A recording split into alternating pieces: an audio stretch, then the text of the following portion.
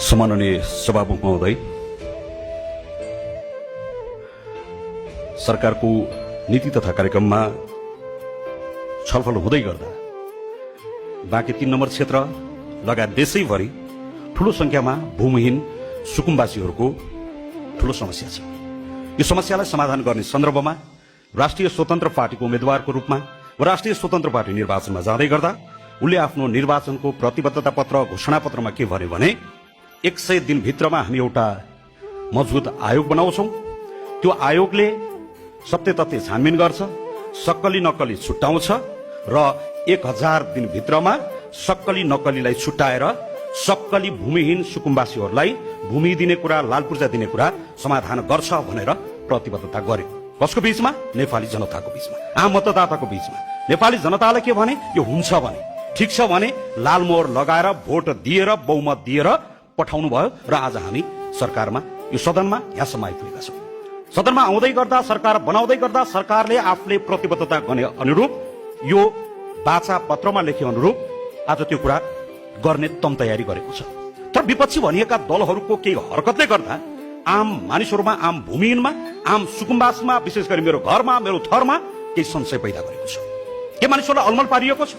गरिबहरूलाई जग्गा दिने विषयमा, गरिबहरूलाई न्याय दिने विषयमा, गरिबहरूलाई लाल पूर्जा दिने विषयमा जसरी राजनीति गरिएको छ यो सामान्य कुरा छैन। सम्माननीय सभामुख महोदय, यसरी कुनै सदनमा कुनै राजनीतिक दलले निर्वाचनमा जाँदै गर्दा कुनै राजनीतिक दलले यसरी जग्गा दिन्छु भनेर पहिलोचोटि छलफल भएको होइन। 2015 सालको निर्वाचनमा जाँदै गर्दा नेपाली कांग्रेसले पहिलो बुदामा के लेख्यो आफ्नो घोषणा पत्रमा? भूमि नभएका किसानलाई, भूमि नभएका दलितलाई, भूमिहीनलाई जग्गा दिनेछ भने। 48 को निर्वाचनमा फेरि निर्वाचनमा जाँदै गर्दा नेपाली कांग्रेसले के भन्यो? त्यही शब्दलाई दोहोर्याएर फेरि भूमिहीन सुकुम्बासीलाई जग्गा दिइनेछ भन्यो। 51 को मध्यावधिमा भन्यो, 56 को निर्वाचनमा भन्यो, 64 मा भन्यो, 70 मा भन्यो, 74 मा भन्यो, 79 मा भन्यो, अस्तिको निर्वाचनमा भन्यो। कांग्रेसले भन्यो, एमाले भन्यो, माओवादीले भन्यो, सबैले भने, कांग्रेस आएर भन्यो राणा फालेर दिन्छौं भन्यो, एमाले आएर भन्यो पञ्चायत ढालेर दिन्छौं भन्यो, माओवादी आएर भन्यो राजा फालेर दिन्छौं भन्यो। राणा गयो, पञ्चायत ढल्यो, सरकार राजा गयो, लोकतन्त्र आयो, गणतन्त्र आयो, प्रजातन्त्र आयो। अब केले रोक्यो? देखाउने खसी, खुवाउने फर्सी, त्यही पनि पर्सी भने जस्तो अहिले पनि त्यो भइरहेको छ। अहिले पनि भइरहेको छ।